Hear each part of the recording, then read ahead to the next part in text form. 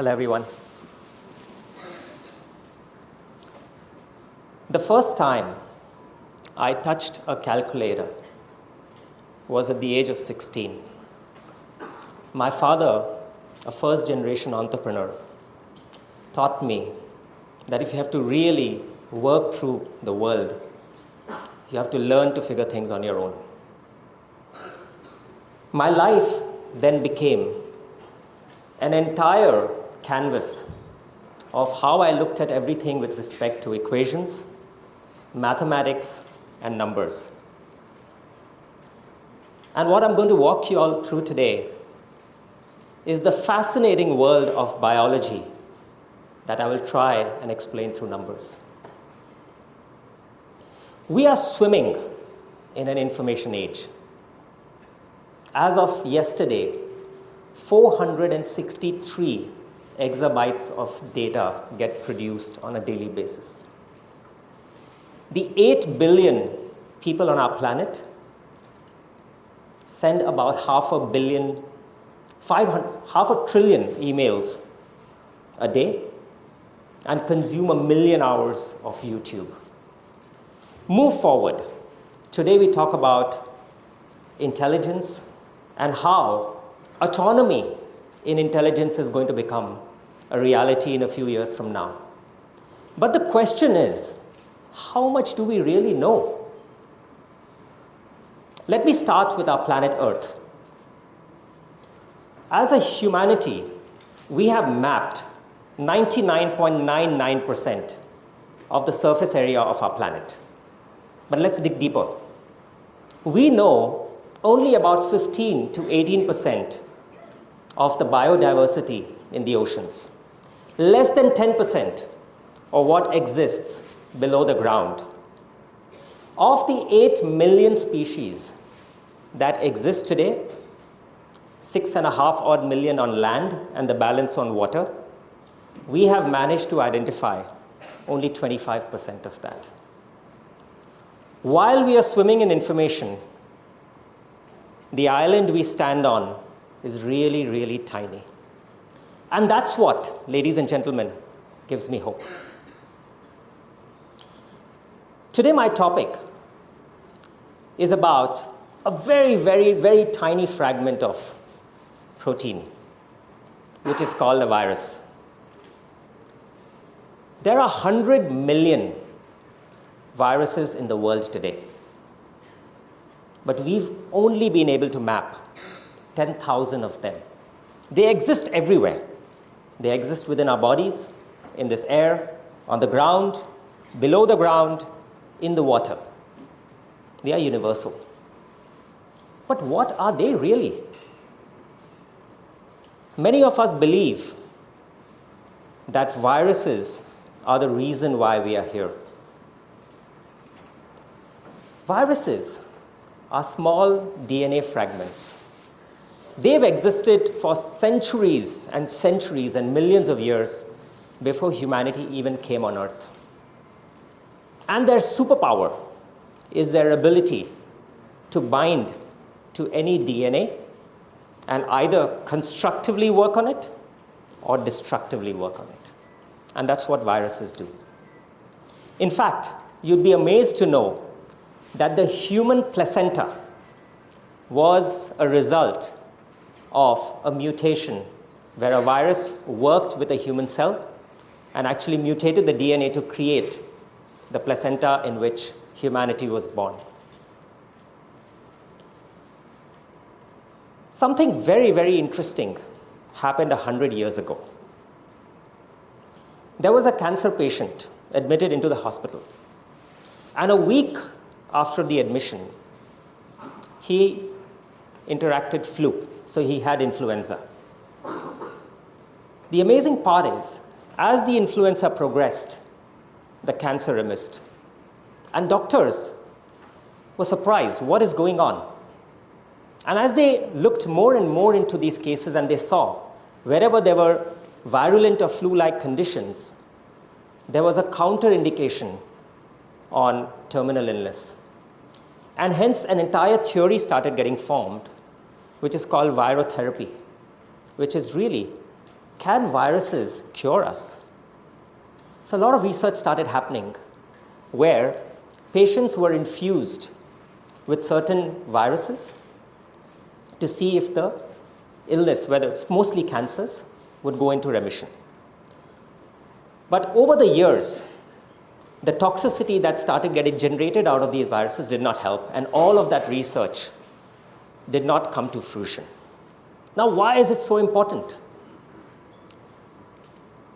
As a human body, we have 37 trillion cells. Do you know that 80 to 85% of those cells by volume are our blood cells? And why is that important? Because as these blood cells keep circulating, and over a period of time, if there's any mutation or any malignancy that encounters these cells, we counter a condition called blood cancer.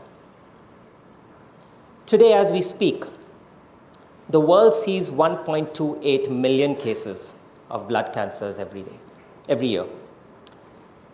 That is about 5 to 6% of the total cancer incidences. So beyond blood, there are 20 to 22 million cancer cases.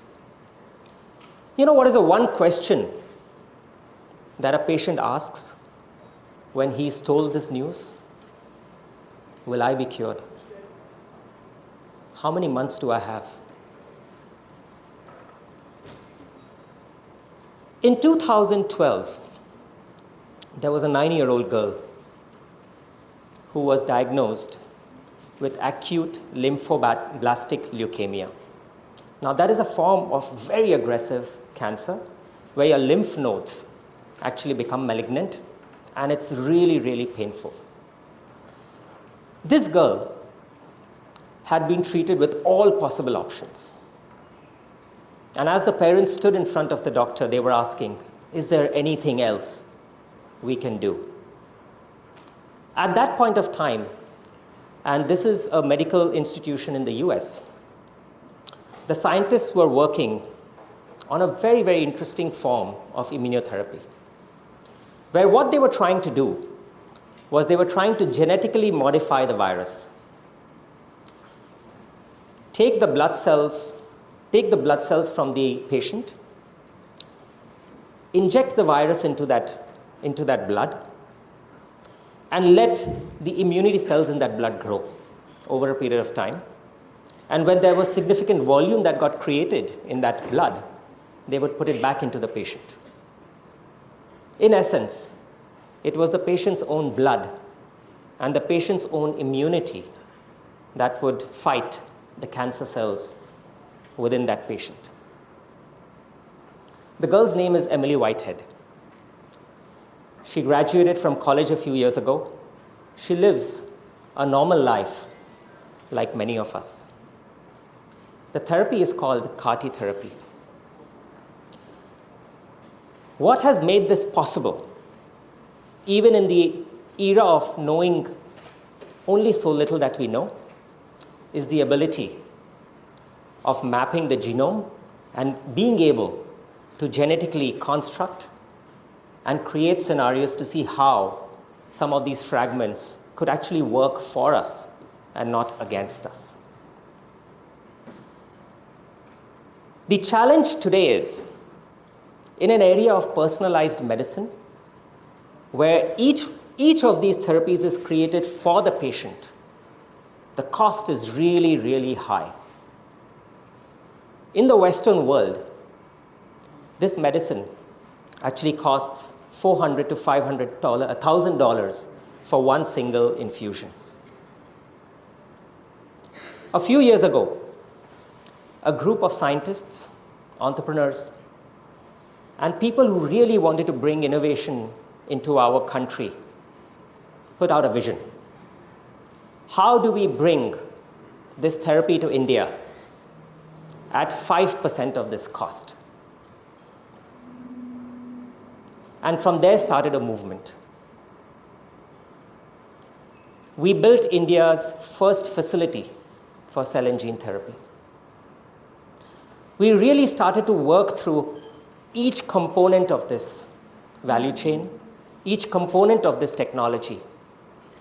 And some of the things we realized when we talked through innovation is that the way innovation really builds is you have to have a vision, but more importantly, beyond that vision, you have to figure out how some of these pieces would come together to make it work. And in this case, it was not just about the sophistication of the therapy. It was about how you really make this therapy available, accessible, and personalized to each Indian. And if we make it available to each Indian, we will make it available to everybody across the world who needs it but cannot afford it. And that's what we are doing. 2 weeks ago, I met with our first patient who had taken this therapy. He was in his mid-40s. He was given about 6 to 8 weeks to live. 33 months post, he is going about his day job as if he's living a normal life. And that's what gives me hope. What gives me hope today is that we still haven't mapped 75% of what we don't know. And yet, we are making strides to make this world a healthier planet and to give the answer to every patient, will I live? And the answer should be yes, you will live, and you will live as healthy as any of us. Thank you.